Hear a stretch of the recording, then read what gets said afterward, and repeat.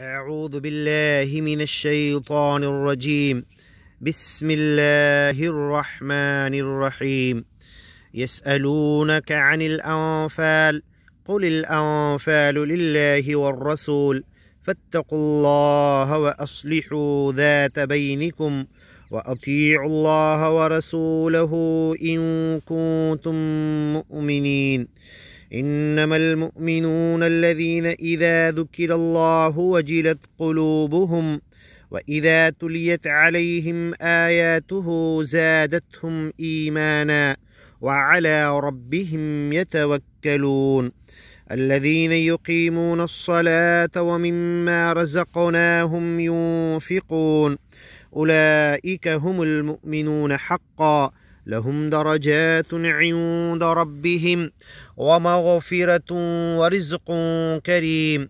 كما أخرجك ربك من بيتك بالحق وإن فريقا من المؤمنين لكارهون.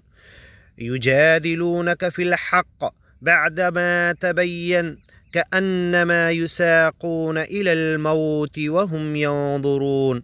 وإذ يعدكم الله إحدى الطائفتين أنها لكم وتودون أن غير ذات الشوكة تكون لكم ويريد الله أن يحق الحق بكلماته ويقطع دابر الكافرين.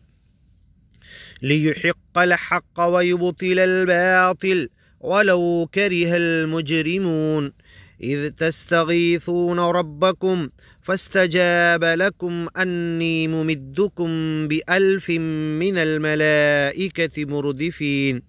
وما جعله الله إلا بشرى ولتطمئن به قلوبكم وما النصر إلا من عند الله إن الله عزيز حكيم. إذ يغشيكم النعاس أمنة منه وينزل عليكم من السماء ماء ليطهركم به ويذهب عنكم رجز الشيطان وليربط على قلوبكم ويثبت به الأقدام.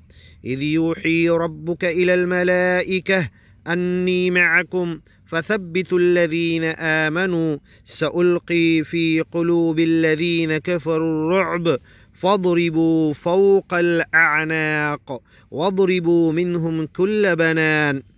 ذلك بأنهم شاقوا الله ورسوله ومن يشاقق الله ورسوله فإن الله شديد العقاب. ذلكم فذوقوه وأن للكافرين عذاب النار. يا أيها الذين آمنوا إذا لقيتم الذين كفروا زحفا فلا تولوهم الأدبار. ومن يولهم يومئذ دبره إلا متحرفا لقتال أو متحيزا إلى فئة فقد باء بغضب من الله ومأواه جهنم وبئس المصير. فلم تقتلوهم ولكن الله قتلهم وما رميت إذ رميت ولكن الله رمى وليبلي المؤمنين منه بلاء حسنا إن الله سميع عليم. ذلكم وأن الله موهن كيد الكافرين.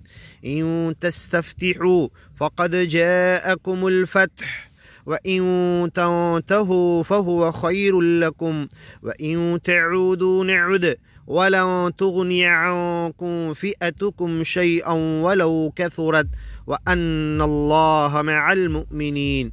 يا أيها الذين آمنوا أطيعوا الله ورسوله ولا تولوا عنه وأنتم تسمعون. ولا تكونوا كالذين قالوا سمعنا وهم لا يسمعون.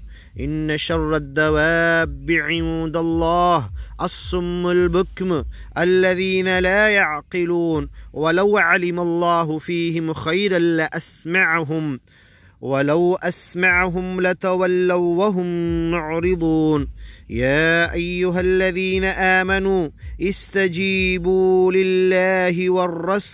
استجيبوا لله وللرسول إذا دعاكم لما يحييكم واعلموا أن الله يحول بين المرء وقلبه وأنه إليه تحشرون واتقوا فتنة لا تصيبن الذين ظلموا منكم خاصة واعلموا أن الله شديد العقاب واذكروا إذ أنتم قليل مستضعفون في الأرض تخافون أن يتخطفكم الناس فآواكم وأيدكم بنصره ورزقكم من الطيبات لعلكم تشكرون يا أيها الذين آمنوا لا تخونوا الله والرسول وتخونوا أماناتكم وأنتم تعلمون واعلموا أنما أموالكم وأولادكم فتنة